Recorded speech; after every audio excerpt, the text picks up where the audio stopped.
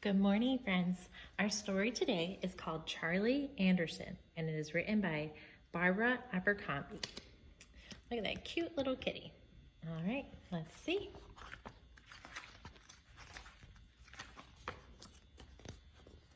One cold night, a cat walked out of the woods, up the steps and across the deck, and into the house where Elizabeth and Sarah lived. And there he is. He's taking a nice stroll. He's going to go inside the house. He curled up next to the fireplace to get warm, and he watched the 6 o'clock news on the TV. He tasted their dinner, and he tried out their beds. What is that kitty doing? Oh my goodness. He decided to stay, and the girls named him Charlie. Every morning, Charlie disappeared into the woods again. So every morning he gets out and he goes into the woods. And there's the girls. At night, when he came home, Elizabeth brushed him clean, fed him dinner, and made a space for him at the foot of her bed. He liked Elizabeth's bed the best. Sometimes she would wake up in the middle of the night and hear him purring in the dark. When the cats purr, they make like a little meowing sound. Sarah called him baby. So the first girl called him Charlie, and this girl is calling him baby. And she dressed him up in doll clothes. Oh, look at that silly cat. She's dressing him up. When it snowed, Elizabeth and Sarah's mother heated Charlie's milk before he left for the woods. And he grew fatter and fatter, and every day he purred louder and louder. Look at him, he's getting some more milk, and his tummy is so nice and happy. On the weekends, the girls stayed with their father and stepmother in the city. They wanted to bring Charlie with them, but their mother said he'd miss the woods. Charlie's a country cat, she told them.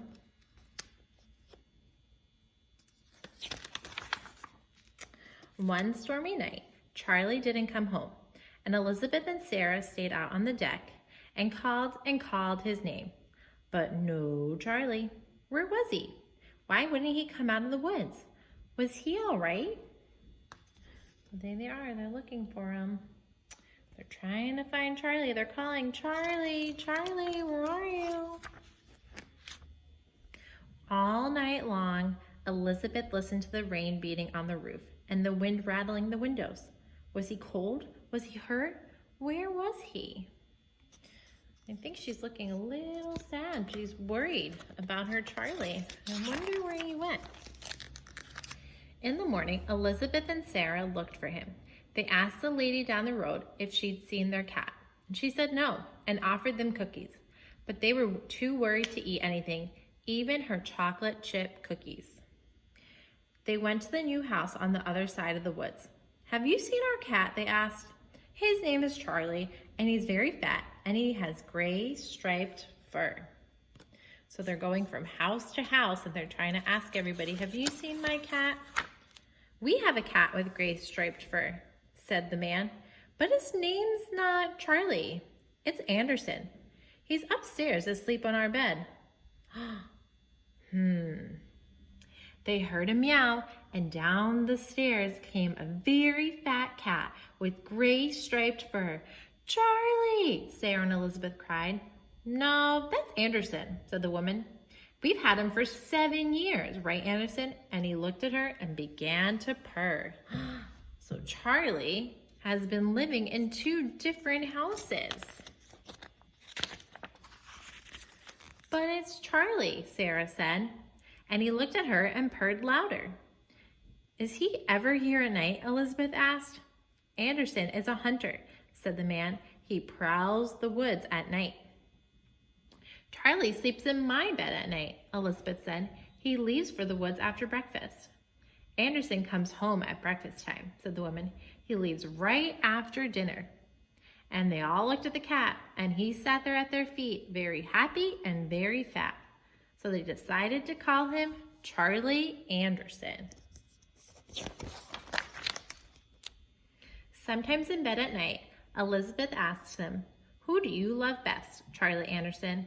And she can hear him purring in the dark. So during the day, he lives in someone else's house and he goes by Anderson, and at nighttime he stays with the little girl and keeps her warm at bed. Just like Elizabeth and Sarah, Charlie had 2 houses, 2 beds, 2 families who love him, and he is one lucky cat. So he has 2 families that love him, and he gets to spend time at both houses. That's a really cute story, friends. All right, the end.